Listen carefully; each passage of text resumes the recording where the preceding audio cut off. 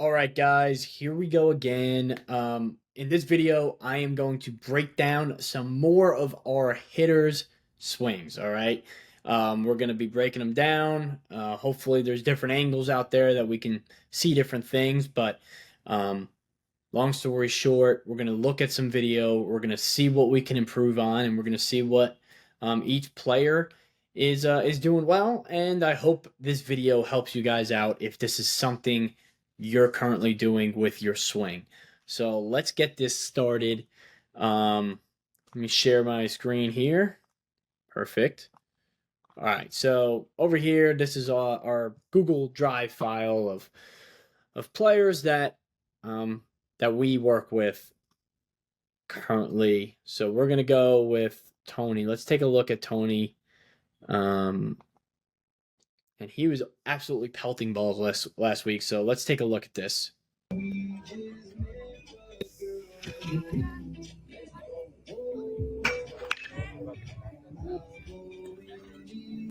Okay, so Tony, what are we seeing here? All right, the load back is good. He doesn't really move his front foot much. He just lifts the heel and then gets it down, gets into slot, and turns with his hips behind the ball. And he drives the ball pull side pump right here. So what are we seeing that is good here? I mean, clearly when you see Tony load, you can tell right away. Just look at his pinstripe here, right? Look at the way the pinstripes are on his pants. When he goes into his load, it just rotates back, right? And that's a pure sign that he's getting into his hip coil, right? So he's getting into his hip coil here, and he's actually doing a very good job of staying in there. Now, as the front foot's landing, the back foot is starting to go, and this is pure great example of force transition into your back, from your back leg to your front leg. So as he's going, he's just producing energy into that front leg, and you can tell that he's going on a firm front side, right? So his hips, you can tell they're flat through the zone, the hips, and they're getting right through. Now, from an upper body standpoint, you could tell that the knob is in a great position, pointing towards the camera or the catcher, and the bat is slotting towards the shoulder on rotation, right? The hips are going first, and the bat's just slotting in, and he's just getting right through this ball. I mean, absolutely crushing it to left field. And look at how balanced he is after the swing, right? You want to be balanced in your swing. And you can tell right from the beginning, he's just stacked, tight turn, and he's balanced. He's not falling over to one side. That front foot is firmly into the ground, and he's just holding it. And that's why that was a pull side homer. So let's watch it again. Just so simple. It's so simple. He's sequencing the body so well here. So that is a great job right there from Tony. All right. Let's see. All right, Matt Sharkey. All right, let's see Matt here.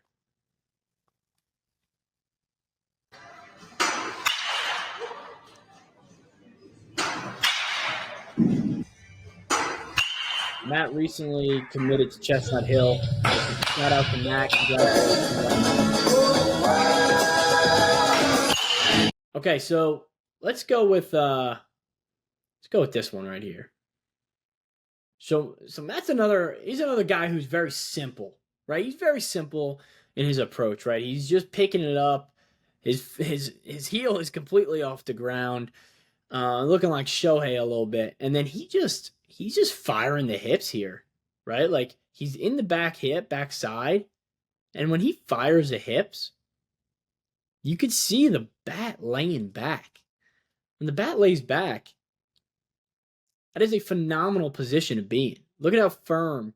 Like the one thing I would say is maybe you can try to limit this right here, the front foot being up so high. The reason why that's the only problem is because as he pushes it down, there's a little bit of a hip shift, right? So if you take a look at this, the hips shift a little bit forward into the swing, right? And if it was just firm into the ground here, and then he just rotated right from there, it would be a better spot. But other than that, everything looks good. This is a powerful spot. And when you don't shift your hips, that front leg becomes stiff here, right? And if he gets that front leg to be stiff here, by the time he makes contact with the ball, that ball is going to just implode. Okay, he implodes this ball completely. But if he was stiffer on the front side right here, I think that he would be hitting that ball an extra 15 feet, an extra 2 or 3 miles per hour off the bat, just from a he kind of implodes. He implodes this ball. But other than that, very good stuff. Let's see this video. So here he's a little bit toe tap. He's toe tapping a little bit. So when he gets in the toe tap, you could see he's not really shifting the hips as much. He's just moving a little bit forward, a little too much. But I think that if he's kind of landed right there, instead of just kept going, once again, he would add a couple miles per hour in distance on the ball. So, but overall, pretty good stuff right there. Okay, who do we got?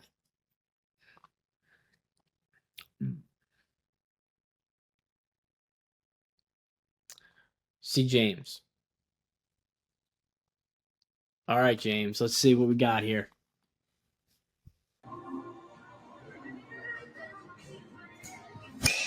Okay. Now what James does, he's got some rhythm up top, gets into his swing here, and he's got that like Aaron Judge type lift off, right? Now the difference between him and Aaron Judge is obviously probably about 10 inches because Aaron Judge is a monster. However, Aaron Judge, when he gets in this spot, his back leg doesn't move. Okay, so he's doing a good job of getting the back hip towards the pitcher, right? Which is good. However, Aaron Judge doesn't move forward after that. James, on the other hand, here, a little drift. And that drift is going to, and I mean, he crushed this ball. It's front flips and stuff like that, but a faster velocity, it might get to him. And then you can obviously tell when you go forward too much, this front leg does not stiffen up. It does not get in a firm front side until you make contact with the ball or even after contact, right? And elite hitters, they get firm as they're turning into the ball. So like see guys like Bryce Harper and players like that, they get firm in that front leg when they're swinging the bat, right? And that's when they're generating immense power. So all right, so James, he's the lower forward lean. How's the upper half? The upper half's not too bad. Upper half's not too bad. He stays pretty tight here. But once again, if James was lifting that leg and then staying right there, holding that position longer, he would be able to clear the hips and get around on big time heaters without that drift. But other than that, decent swing here from James. Absolutely deposits this ball to left center, so that's it's always a plus, obviously. Let's see some other video from him. All right, let's see. Yeah, same thing, right? This one doesn't get into the hip as much, and it's just a shift forward, right? We want to limit that shift. We want to limit that shift as much as possible. We want to be able to stay here, stay stacked in that backside, and then right here start that swing. But instead, it's just going forward. So things we could work on, things we definitely can fix there. All right, let's see.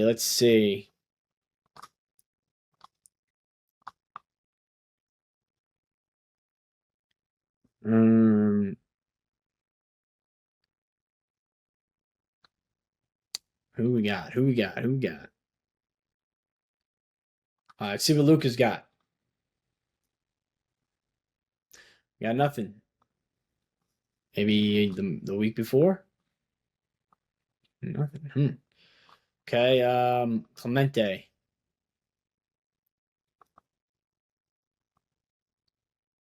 All right, Clemente, let's say it. See, I like this right here. You see this? I mean, I'm liking this.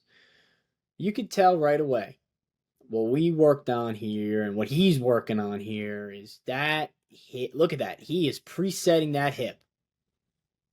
That's a preset hip right there. When you preset that hip, you're already in there. And now that's a good position. You want to talk about firing and having immense hip power. It's right there. And as he goes forward, I really believe that he's got that little bit too much of a shift as well. Like a lot. That's a big thing, right? He's shifting the hips into the ball. So this is kind of like a push, right? So he's going, pushing. I like where the barrel's at on the shoulder. But when you go forward like that, you push.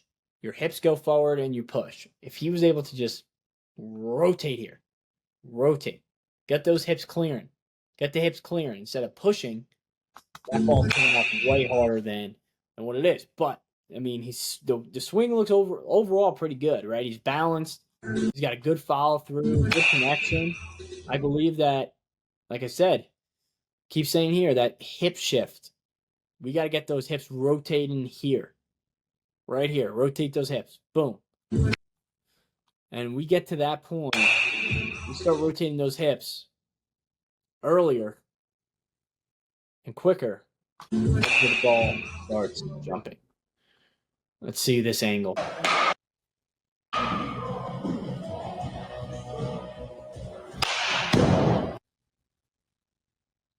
Okay, yeah.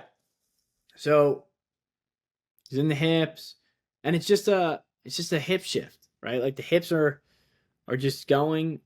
He does a decent job of getting firm on that front side, but this is a little bit better. It's a little bit better, but I think the hips right here, the hips, if the hips right here started firing, let the hips fire.